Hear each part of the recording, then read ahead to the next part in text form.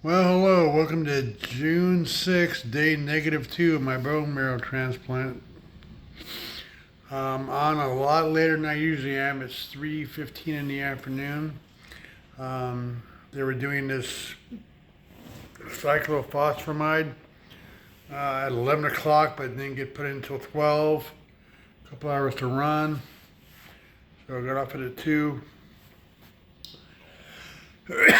Excuse me. It's making me sick to my stomach. So I've had different medicines during the day to take care of that. And I am eating. I did have breakfast. I did have lunch. So I got some solid stuff down in me. It's making me a lot more tired. I'm getting close to those days they say on day 0, day 1, day 2, that's where I'll be at my worst. Well, I'm getting real close to that. I'm feeling tireder, and it's hard to hold stuff down, I guess, and just a lot more lethargic. I'm pretty much the same as I have been, other than what I just mentioned. They did find that my glucose shot through the roof, and I think it has something to do with medication to get me to stop one thing, causes the glucose to go up. So I had my first shot ever in my life of what's the stuff they give to people who have diabetes? Insulin. They gave me a little shot of insulin behind my left arm to help my glucose level. So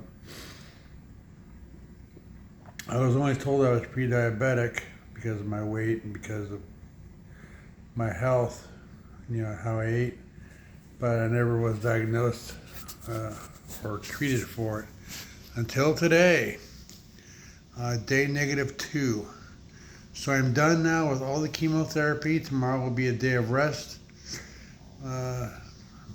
See if there's any recovery involved. And then we'll see what happens with the bone marrow transplant. I'm talking to my doctor about 10 days ago about it.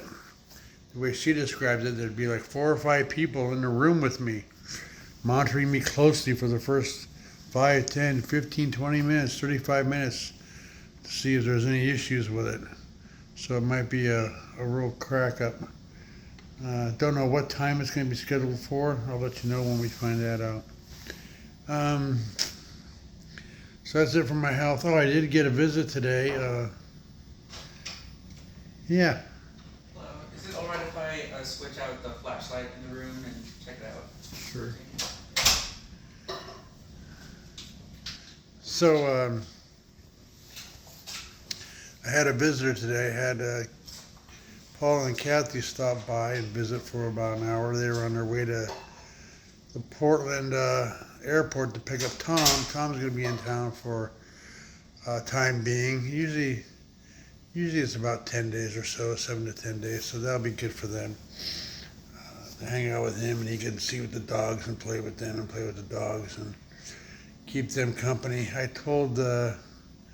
explained to Kathy and Paul, because they're going to be my caregivers when I get out of here in all of July and all of August and into September, that they need to enjoy themselves as much as they can and limit their visits here in June, because I'm totally covered here in June, and just come in, pop in, say hi, and then go somewhere, go camping, go on a road trip, do something, and then pop in and see me the next week, pop in every Wednesday, and then go away for 6 days. But they're going to do them. That was just my suggestions, and they'll do what they want to do, and that's makes them happy. That's all that matters to me, is that they're happy and fine. I was thinking about mixing in a story, a UPS story again today, and I guess what I'll talk about here, it's not salacious or anything, but a lot of people think, oh yeah, hey, the UPS guy shows up at your door, and there's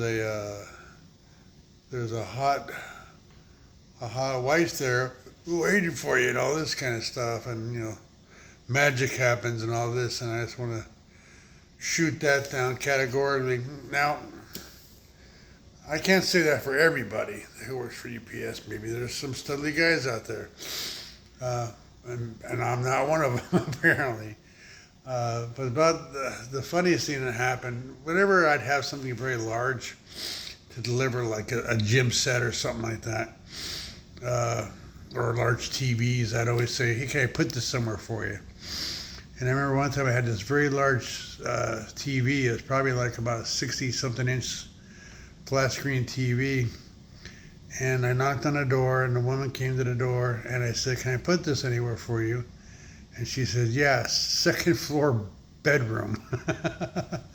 So up the stairs I go with this dang TV, and I just laid it against the wall. A lot of people kid with you, "Hey, you gonna install it too?" and this kind of stuff. And I'm like, yeah, I'll be back when I'm done with my route at 8 o'clock tonight, and I'll install it for you. And I'll get another little kick out of them. But, yeah, I always try to do that with the heavy stuff because, why move it twice? But I would hate to come home after ordering a gym set with like 600 pounds worth of weights and have it sitting on my front door and then having to somehow get it into my garage, because that's where most of the weight rooms end up being, is in the garage. Unless some of these guys put it in their house somewhere and reinforce their floors. I'd hate to see these gyms end up on the second floor and then warp the floors and come crashing down from the second floor. Anywho, enough of these stories for now.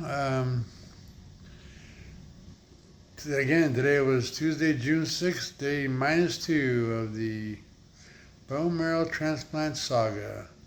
Ta-ta for now.